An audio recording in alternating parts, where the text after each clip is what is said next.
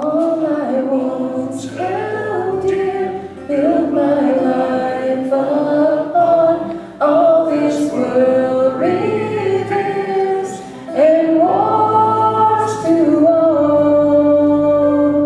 All I once thought gain, I have counted loss, spent and worthless now, compared to this. Knowing you, Jesus, knowing you, there is no greater thing. You're my all, you're the best, you're my joy, my righteousness, and I love you, Lord. Now my heart's desire is to know you more, to be found in you, and known as yours, to possess by faith what I could not earn, all surpassing gift of righteousness. Information from the websites of the International Project and from Don's website, our local chapter. Thanks a lot, Don. Now, I love creating unity amidst diversity.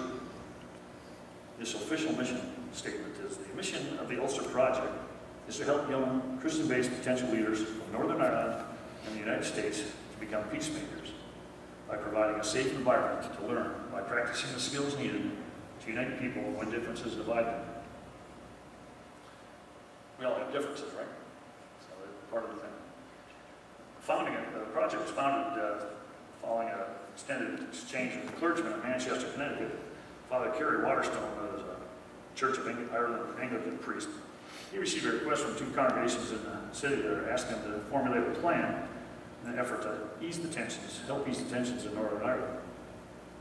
After experience of his own family in America, Canon Waterstone felt that the attitudes of the teens from Northern Ireland might be changed. If they could see and experience the way Americans have learned to live together in the melting pot society, it might influence the future of Northern Ireland. After obtaining approval from the church leaders, Canon Waterstone traveled into Northern Ireland and secured a cooperation with the clergy that are willing to help in the implementation of his plan. Forming the original guidelines for the project, he focused on prejudices and stereotypes, which were the root cause of the bitter strife labeled Catholic Protestant. Nationally, the project began in the United States in 1975. Anybody born important? Except me. Yeah, keep me a dog. Since that time, the project has grown to include nearly 30 cities in the United States, partnering with 8 cities in Northern Ireland, with alumni numbering over 8,000 participants over the years. The Ulster Project came to Massillon, Ohio in 1982 through the local connection in Northern Ireland. An Irish expatriate couple, Patrick and Kathleen McMillan, had immigrated to the United States from Belfast several years before and had established their family in Massillon. They loved their new country while they maintained ties with their family and friends in the old country back home. They still kept a place in their hearts for dear old Ireland always. They were greatly concerned about the continuous strife in their place of birth. One day Patrick had heard about the Ulster Project through a relative back in Belfast, and Kathleen decided to bring the project back to Massillon. He consulted a clergyman, Brother Bernie Barga. I'm not going to try to say that fast, but he's a nice guy. He worked to make it a reality, and the rest of it is history. They brought the project here since 1982, so 28 years. Mathematicians. Riley? No.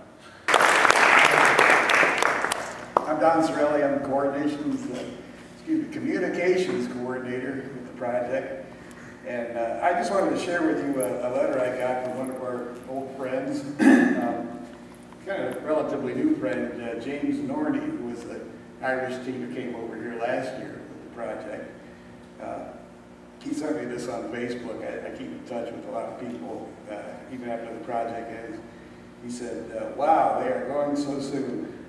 I feel quite tempted to find out where one of them lived and hide in their suitcase. They have every reason to be excited. You guys give us an amazing time. I think the UP definitely inspires immigration from Ireland to America. When reading about the Irish teens coming over, I thought it was like next Tuesday by the sound of it, but it's due tomorrow. Wow, that's freaky. So very envious am I. On the eve of my departure, I was busy finishing a scrapbook, but sadly, I never really finished completely. So, are all our scrapbooks finished, or? Okay. Parents should know you're supposed to get a scrapbook from you, right? Yeah. Even though I stayed vigil all night and worked on the plane, but I guess seaboard deprivation isn't the best thing to have when working. Speaking of work, I got offered another job in KFC on Friday by a customer who works in some fancy English clothes store, and I was impressed by my work ethic, I think. Then another customer said later that on that night, after complimenting me on my politeness of how I was to go on for great things, which reminded me of the same words that you shared with me on the project. Incredible is not merely the word to describe it, Don, nor is there a word in the English dictionary to describe it. But as I said in the speech I gave about my experience of this year's lunch, it was pure awesome. But for now, I await my exam results, which I think I did quite well in. But I should not dwell my thoughts in the past or the future. I should now work on my present, on what I do today, and not waste my summer watching television. It was a great pleasure, Don, and a privilege. Once again, thank you for everything. You are a great man doing a great service. So, I didn't want to share that with you just to tell you how great I am, although I will humbly admit that that's probably true. But the reason why I wanted to share this with you is because, see, we're making an investment here in the project. We invest a lot of time and money and work and blood, sweat, and tears, actually. But we make an investment in these young people here because we believe in you. We know that we're going to get back a 100-fold return on our investment. It won't be a monetary return, but it'll be something even better. It will be peace in Northern Ireland and a better world.